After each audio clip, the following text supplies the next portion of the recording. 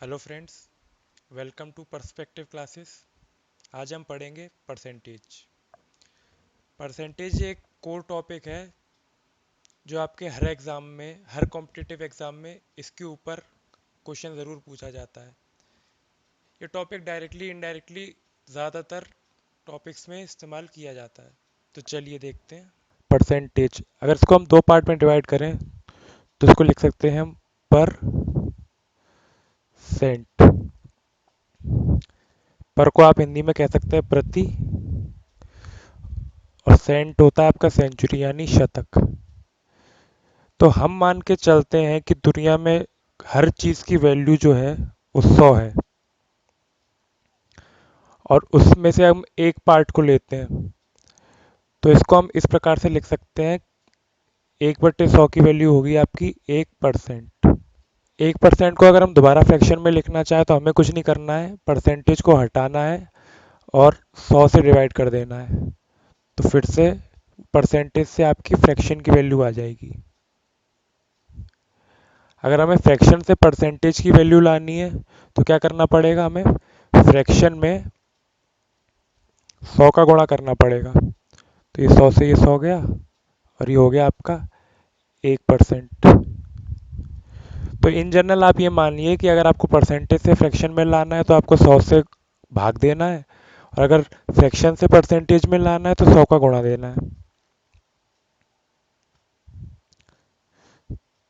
एक एग्जांपल ले लेते हैं, जैसे ये एक बीकर है। मैं इसे मान के चलता हूँ, इसमें इसमें टोटल 5 लीटर पानी आ सकता है। मैं इसमें 5 लीटर की क्वांटिटी वाले बीकर में मैं 3 लीटर पानी भर देता हूँ। तो अगर हम इसे फ्रैक्शन में लिखना हो तो इसे हम कैसे लिखेंगे? इसको हम लिखेंगे 3/5। यहाँ पे 5 है आपकी टोटल वैल्यू या टोटल कैपेसिटी, और 3 है आपकी एक्चुअल वैल्यू। अब हमारे पास एक भिन्न या एक फ्रैक्शन आ गया। अब मैं इसमें पूछना चाहता हूँ कि ये बताइए बीकर में कितने परसेंट पानी भरा है। तो क्या करना पड़ेगा, फ्रैक्शन से परसेंटेज में चेंज करने के लिए 100 का गुणा करना पड़ेगा। तो ये आपका 5 से जाएगा 20 पर, और 20×3 60% आंसर आ जाएगा आपका। कि 3/5 की जो वैल्यू है वो 3/5 की जो वैल्यू है वो आपकी 60% आ जाएगी। तो बीकर में 60% फ्लूइड या पानी भरा हुआ है। अभी क्वेश्चन आता है कि खाली कितना है। तो जैसे मैंने कहा कि टोटल जो वैल्यू होती है वो हमेशा 100% होती है, और इसमें भरा कितना है 60%। तो इसमें 100 में से 60 को माइनस कर देंगे तो बचेगा क्या, 40%। चलिए आगे बढ़ते हैं। अब कई सारे भिन्नों को हम, या कई सारे फ्रैक्शंस को हम परसेंटेज में चेंज करके देखते हैं। जैसे मैं मान के चलता हूँ 1/5। इसको मुझे अगर परसेंटेज में चेंज करना होगा तो क्या करना पड़ेगा, 100 से मल्टीप्लाई करना पड़ेगा। तो 1/5 की परसेंटेज वैल्यू कितनी होगी, 20%। ले लेते हैं 1/8। अब 1/8 को हमें परसेंटेज में चेंज करना है तो क्या करना पड़ेगा, 100 से गुणा करना पड़ेगा। ये आपका आ जाएगा 25/2, या इसको हम लिख सकते हैं 12.5%। एक एग्जांपल और ले लेते हैं, हम ले लेते हैं 1/7। ये फ्रैक्शन वैल्यू को हमें परसेंटेज में चेंज करना है तो क्या करना पड़ेगा, 100 से गुणा करना पड़ेगा। तो ये आएगा आपका 100/7। इसको अगर हम काटेंगे तो 7 से जाएगा एक बार, 30 बचा, 28 बार 4, तो 14 होल 2/7। इसको हम कहते हैं मिक्स फ्रैक्शन। इसको अगर हम एक्सपेंड फॉर्म में लिखना चाहें तो इसे हम इस प्रकार से भी लिख सकते हैं, 14 + 2/7। अगर आप इसको फर्दर सॉल्व करेंगे तो दोबारा से वही आ जाएगा, 14 × 7 = 98, और ये 100/7। तो मिक्स फ्रैक्शन को ओपन करके लिखने का ये एक तरीका है, इसे आप देख लीजिएगा ध्यान से, आगे ये बहुत काम आएगा। आगे चलते हैं। ये एक टेबल है, 1/1 से लेके 1/25 तक। इन सब की परसेंटेज वैल्यू डेसिमल में और फ्रैक्शन में आपको याद कर लेनी है, तो आपके लिए आगे काफ़ी फ़ायदेमंद रहेगा। इसमें कुछ वैल्यू आप चाहें तो छोड़ भी सकते हैं, वो मैं आपको बता दूंगा कौन कौन सी वैल्यू छोड़नी है, लेकिन ज़्यादातर आपको याद रखनी है।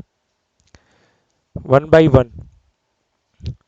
इसको अगर मैं परसेंटेज में चेंज करना चाहूँ तो टोटल वैल्यू 1 और एक्चुअल वैल्यू 1 यानी 100। तो इसका अगर हम 100 से मल्टीप्लाई करेंगे तो आंसर कितना आएगा? 100%। इसी प्रकार से 1/2 में 100 का मल्टीप्लाई करेंगे, आंसर आएगा 50%। 1/3 का हम 100 से मल्टीप्लाई करेंगे, आंसर आएगा 33.33। ये जो वैल्यू है ये अप्रॉक्स वैल्यू है, ये एक्चुअल वैल्यू नहीं है। क्योंकि अगर आप इसका 100 का 3 से डिवाइड करेंगे तो 33.3333 करके इनफाइनाइट तक जाएगा। जैसे फ्रैक्शन में देखें तो ये एक्चुअल वैल्यू है। इसी प्रकार से 1/4 आपका 100 का गुणा करेंगे आ जाएगा 25%। 1/5 का 100 में करेंगे आएगा 20।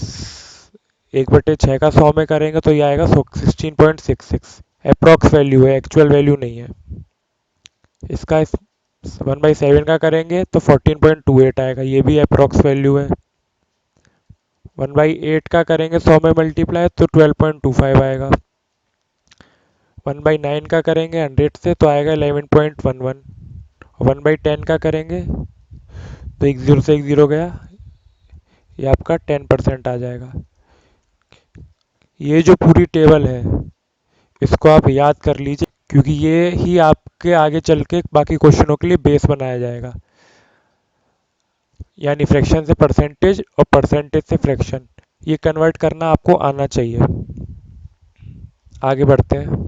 1/11, इसका हम 100 से मल्टीप्लाई करेंगे तो आंसर आएगा आपका 9.09। 1/12 इसका करेंगे तो आएगा 8.33। ये भी अप्रॉक्स वैल्यू है, ये भी अप्रॉक्स वैल्यू है। 1/13 आएगा आपका 7.69, ये भी अप्रॉक्स वैल्यू है। 1/14 आएगा आपका 17.1428, ये भी अप्रॉक्स वैल्यू है। 1/16 में 100 का मल्टीप्लाई करेंगे आएगा 6.25। 1/17 में करेंगे तो आएगा 5.88। 1/18 में 100 का मल्टीप्लाई करेंगे तो आएगा 5.55। 1/19 में करेंगे तो आएगा आपका 5.26। और 1/20 में हम 100 का मल्टीप्लाई करेंगे तो इससे 5 बार चला जाएगा, ये आएगा 5%। 1/16 से लेके 1/19 तक की वैल्यू अगर आप चाहें तो एक बार को छोड़ सकते हैं, ये आपको याद करने की ज़रूरत नहीं है।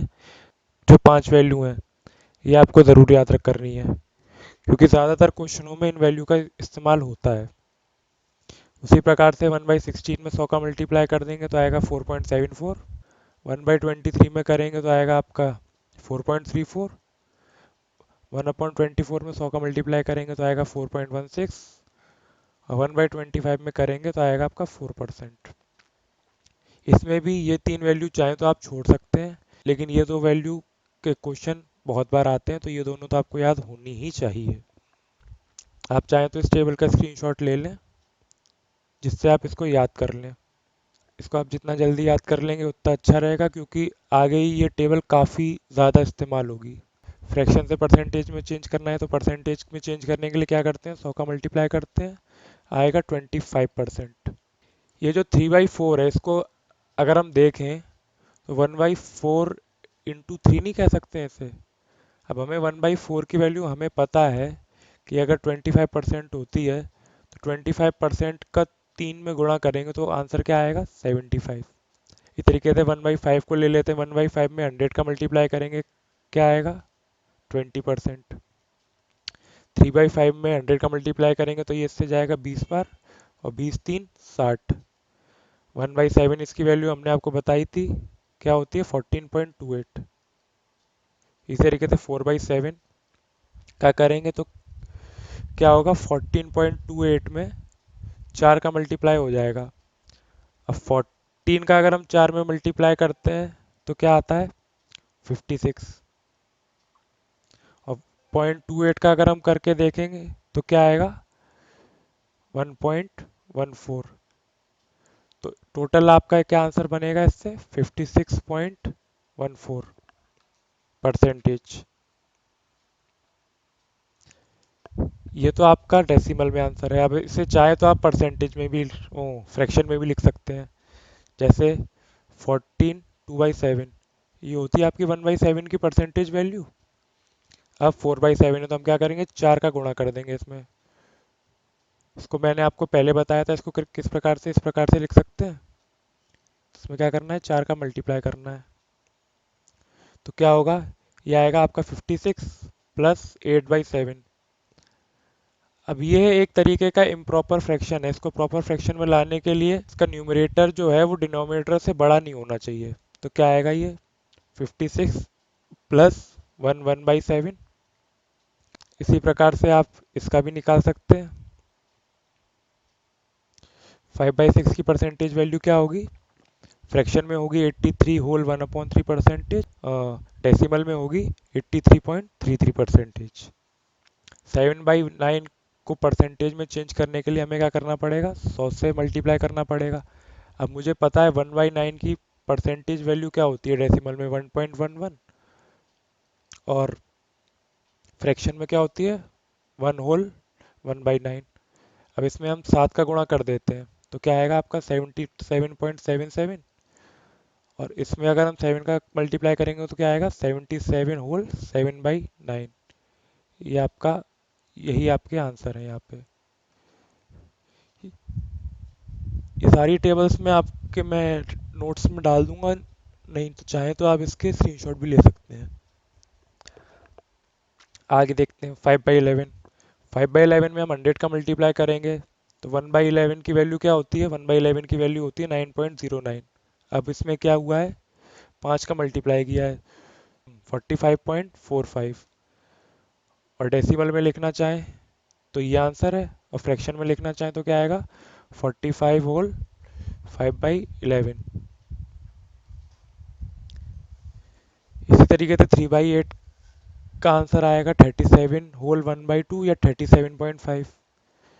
3/16 का हम करते हैं तो इसको मैं करके दिखाता हूँ। ये 4 से जाएगा आपका 4 बार, ये 4 से आपका जाएगा 25 बार। 25×3 75/4।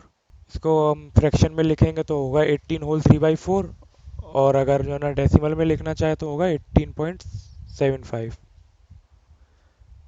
4/15 इसका करके देखते हैं तो ये हो जाएगा आपका, ये जाएगा 3 बार, ये जाएगा आपका 20 बार। 80/3, 80/3 परसेंटेज को हम जो है ना फ्रैक्शन में लिखेंगे मिक्स फ्रैक्शन में तो ये आएगा, और डेसिमल में आएगा ये 26.66। इसी प्रकार से 4/7 का हम 100 में मल्टीप्लाई करेंगे तो क्या होगा 400/7। 407 का अगर हम जब इसे 400 को 7 से काटेंगे तो मिक्स फ्रैक्शन में वैल्यू आएगी 57 होल 1/7 या 57.14। और 7/12 का करते हैं, काट देते हैं तो ये कितनी बार जाएगा, 4 से जाएगा, ये 4 से जाएगा 3 बार, ये जाएगा 25 बार।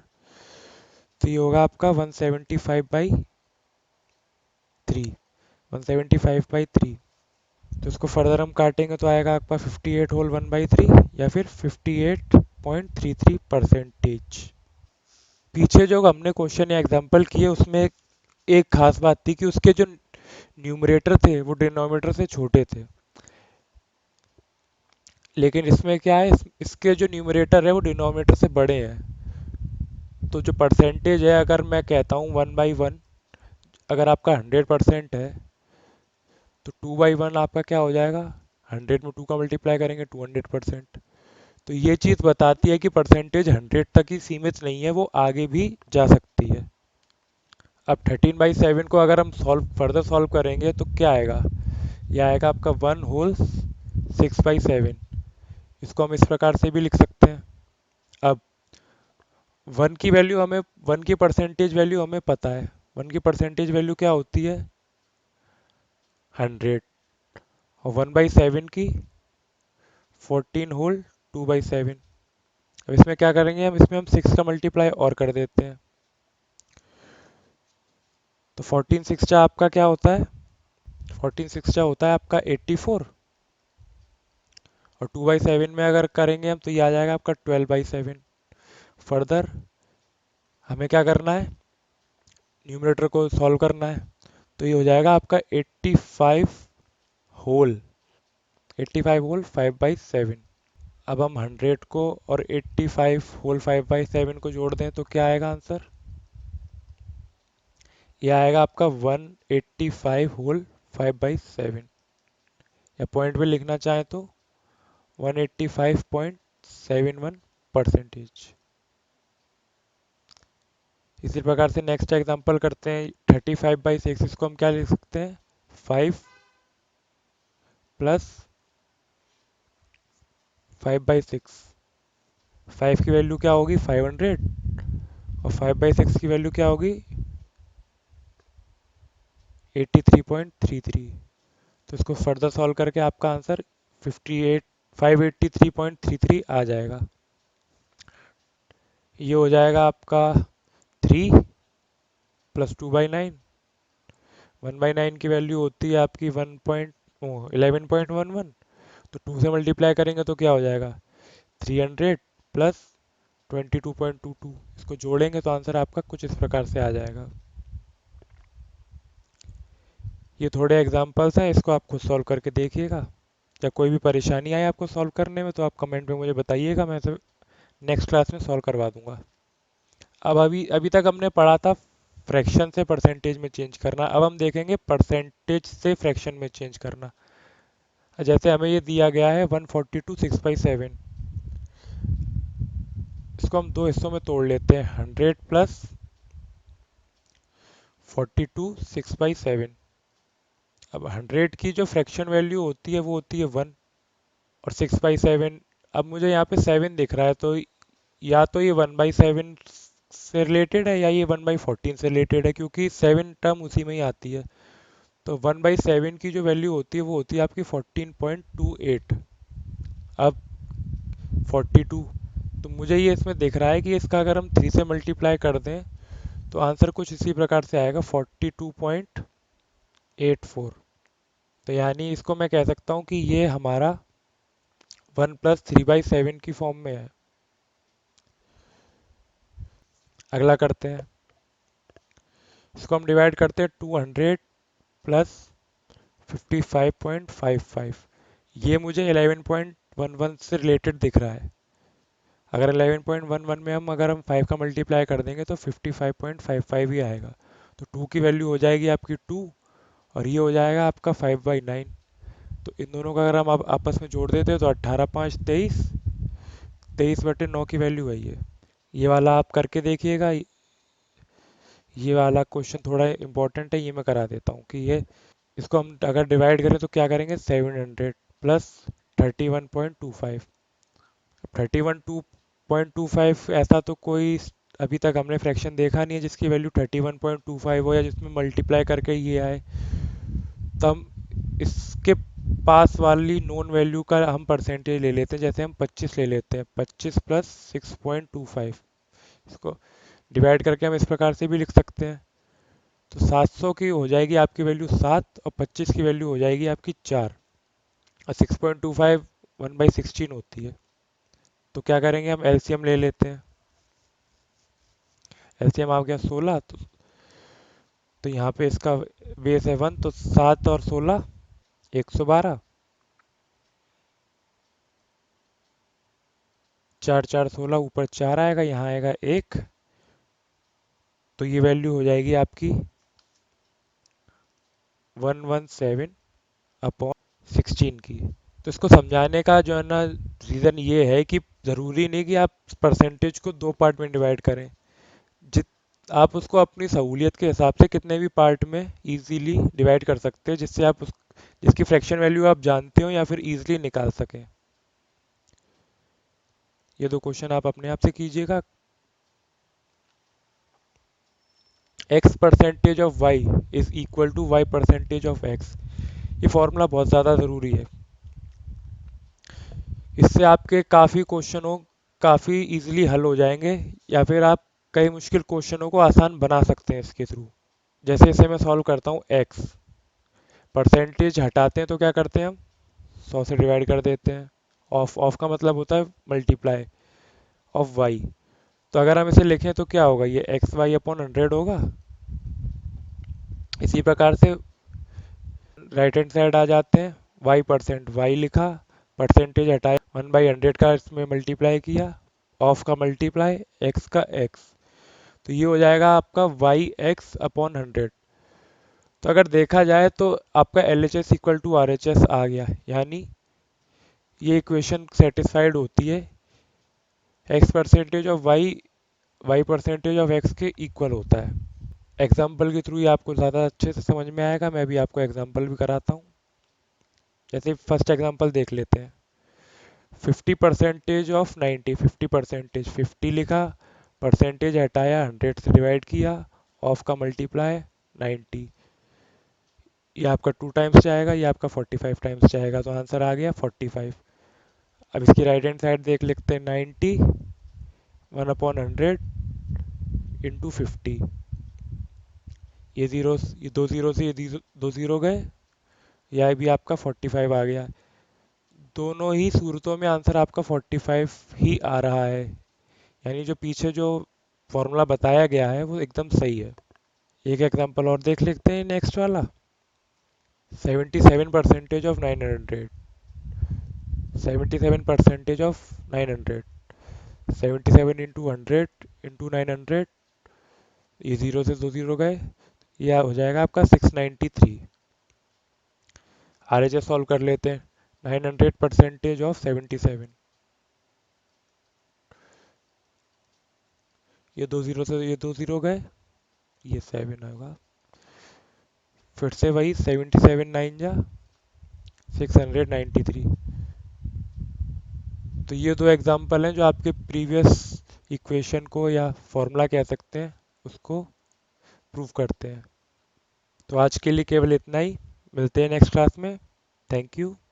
जय हिंद।